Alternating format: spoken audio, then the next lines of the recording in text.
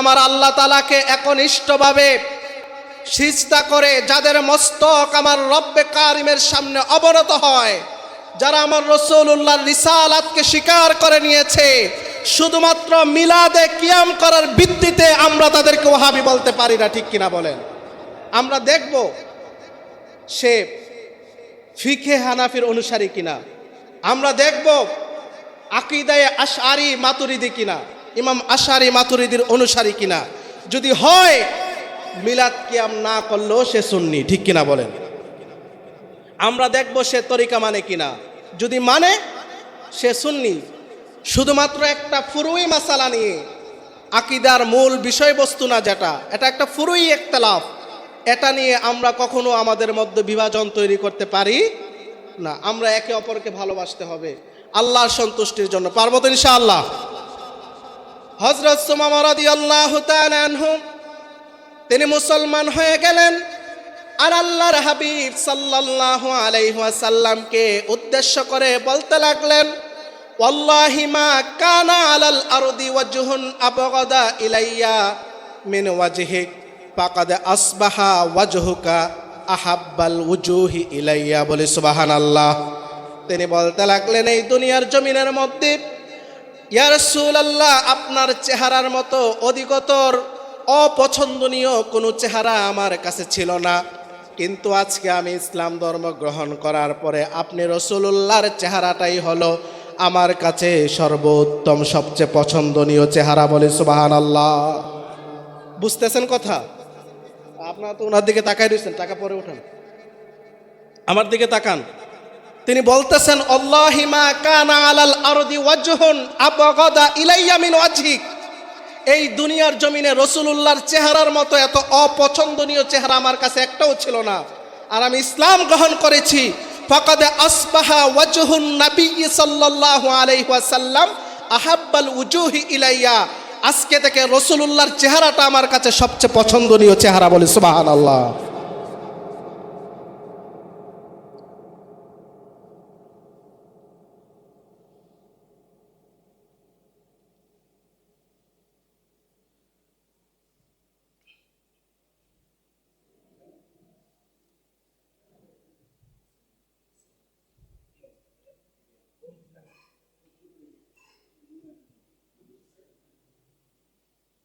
আমরা সবাই বসে পড়ি।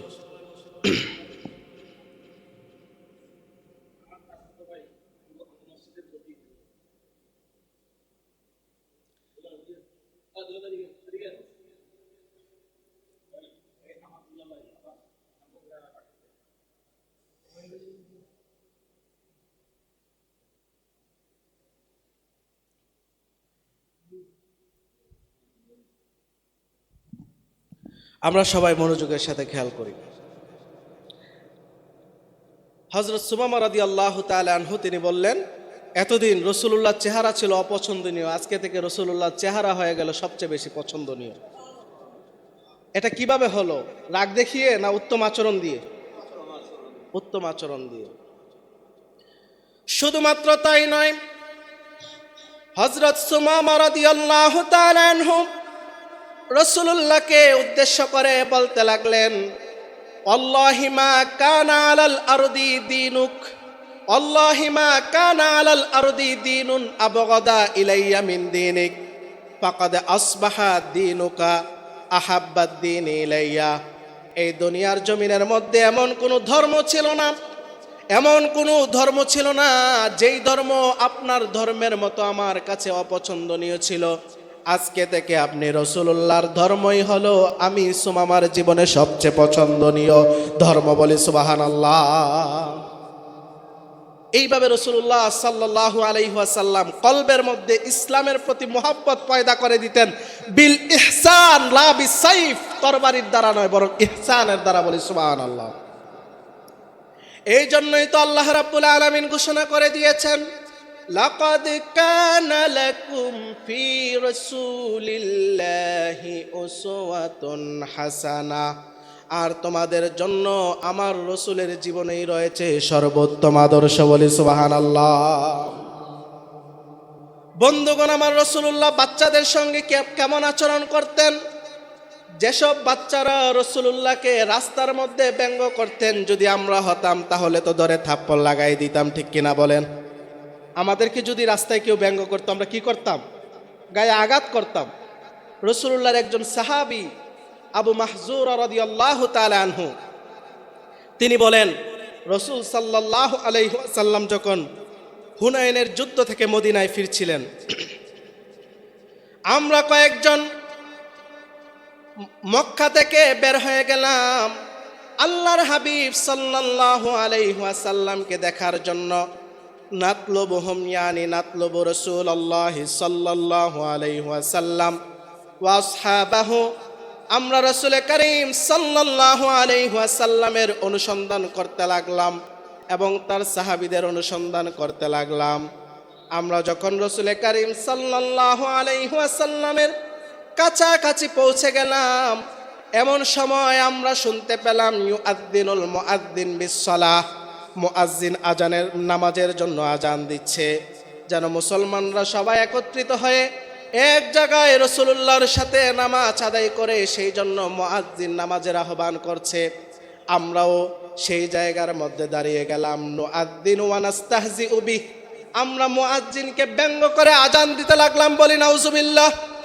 রাসূল করিম সাল্লাল্লাহু আলাইহি ওয়াসাল্লাম সমস্ত সাহাবায়ে কেরামের উদ্দেশ্যে বলতে লাগলেন, আল্লাহর হাবিব বলেন, লাকাদ সামি'তু ফি হাউলাই তা'যীনা ইনসানিন হাসানিস সাউত, এই জায়গার মধ্যে যারা আজান দিয়েছে এর মধ্যে একটি কণ্ঠ আমি রাসূল শুনেছি, অনেক মধুর, অনেক মিষ্টি। তাদেরকে আমার কাছে ডেকে আনো। ওই বাচ্চাগুলোকে রাসূলুল্লাহর সামনে হাজির করা হলো। সুবহানাল্লাহ পড়েন। আজানকে ব্যঙ্গ করার কারণে আল্লাহর হাবিব সাল্লাল্লাহু আলাইহি ওয়াসাল্লাম তাদেরকে ধমক দেন নাই, আল্লাহর হাবিব তাদেরকে বকা দেন নাই, বরং তাদেরকে বললেন, তোমরা সবাই একে একে আমার সামনে আজান পরিবেশন করো। সুবহানাল্লাহ কি বলবেন না? আল্লাহর হাবিব সাল্লাল্লাহু আলাইহি ওয়াসাল্লামের সামনে সবাই একবার একবার করে আজান দিতে লাগলেন। হযরতে আবু মাহজুরা রাদিয়াল্লাহু তাআলা আনহু বলেন, ফাআযানা রাজুলুন ওয়া কুনতু আখিরহুম, সবাই একবার করে আজান দিতে লাগলো, আমি হলাম সবার শেষে।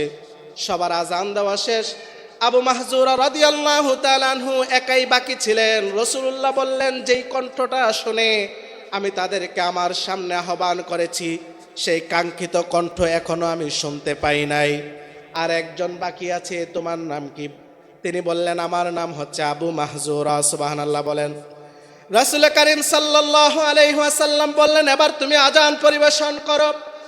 আবু মাহজুরা বললেন, ইয়া রাসূলুল্লাহ লা আদরি, আমি আজান দিতে জানি না। ফাআল্লামানি রাসূলুল্লাহ সাল্লাল্লাহু আলাইহি ওয়াসাল্লাম, রাসূল আমাকে আজান শিখিয়ে দিলেন। সুবহানাল্লাহ পড়েন। রাসূল একবার আল্লাহু আকবার আল্লাহু আকবার বলে, আমি একবার আল্লাহু আকবার আল্লাহু আকবার বলি। রাসূল বলেন, আশহাদু আল্লা ইলাহা ইল্লাল্লাহ। রাসূলুল্লাহ থেকে শুনে আমি আবু মাহজুরাও বলি, আশহাদু আল্লা ইলাহা ইল্লাল্লাহ। রাসূল বলেন, আশহাদু আন্না মুহাম্মাদুর রাসূলুল্লাহ। রাসূলুল্লাহ থেকে শুনে আমিও বলি, আশহাদু আন্না মুহাম্মাদুর রাসূলুল্লাহ। এইভাবে গোটা আজানটা রাসূলুল্লাহকে শুনিয়ে দিলাম। রাসূল আমার মাথার মধ্যে হাত বুলিয়ে দিলেন। ফামাসাহা নাসিয়াতি ওয়া সাদরি, আমার বুকের মধ্যে হাত বুলিয়ে দিলেন এবং রাসূল আমার জন্য দোয়া করলেন, বারাকাল্লাহু ফিক ওয়া বারাকা আলাইক। এবং রাসূলুল্লাহ সাল্লাল্লাহু আলাইহি ওয়াসাল্লাম যেই মুহূর্তে আমার মাথা এবং বুকের মধ্যে হাত বুলিয়ে দিলেন, তৎক্ষণাৎ মনে হয়েছে আমার গোটা হৃদয়টা রাসূলুল্লাহর স্পর্শ পাওয়ার সঙ্গে সঙ্গে শীতল হয়ে গিয়েছে। বলি সুবহানাল্লাহ। আমি রাসূলুল্লাহকে বললাম, আপনি কি শুধু আজানই শিখিয়ে দিবেন? আপনি আমারে পড়িয়ে দেন মধুর কালেমা শাহাদু আল্লা ইলাহা ইল্লাল্লাহ ওয়া আশহাদু আন্না মুহাম্মাদান আবদুহু ওয়া রাসূলুহু। বলি সুবহানাল্লাহ। আবু মাহজুরা মুসলমান হয়ে গেল। অতঃপর তিনি বললেন, মুরনি বিতাযীনি বিমক্কা, আপনি আমাকে মক্কার মসজিদে আজান দেওয়ার অনুমতি দিয়ে দেন। রাসূল তাকে মক্কার মসজিদের মুয়াজ্জিন বানিয়ে দিয়েছেন। বলি সুবহানাল্লাহ। আসছিল আজানকে ব্যঙ্গ করার জন্য। কি করার জন্য? কথা বুঝেন না আপনারা? আসছিল আজানকে ব্যঙ্গ করার জন্য। কিন্তু রাসূল করিম সাল্লাল্লাহু আলাইহি ওয়াসাল্লামের উত্তম আদর্শের সামনে নিজের মস্তক অবনত করে কালিমায়ে শাহাদাত পাঠ করে মুসলমান হয়ে গেল, বলি সুবহানাল্লাহ। পরবর্তীতে তাকে মক্কার মসজিদের সরকারি মুয়াজ্জিন বানিয়ে দেওয়া হয়েছে। সুবহানাল্লাহ পড়েন। তো আমরা সেই রাসূলুল্লাহর উম্মত, আমাদের মধ্যে সেই আদর্শ নাই, আছে? আমরা রাসূলুল্লাহর আদর্শ আমাদের জীবনে বাস্তবায়ন করা ভুলে গিয়েছি। কিভাবে মানুষের সঙ্গে কথা বলতে হবে তা আমরা ভুলে গিয়েছি। কিন্তু আবার আল্লাহর এই জমিনে আমরা বলি আমরাই আল্লাহর জমিনে দিন কায়েম করব, নাউজুবিল্লাহ বলবেন না?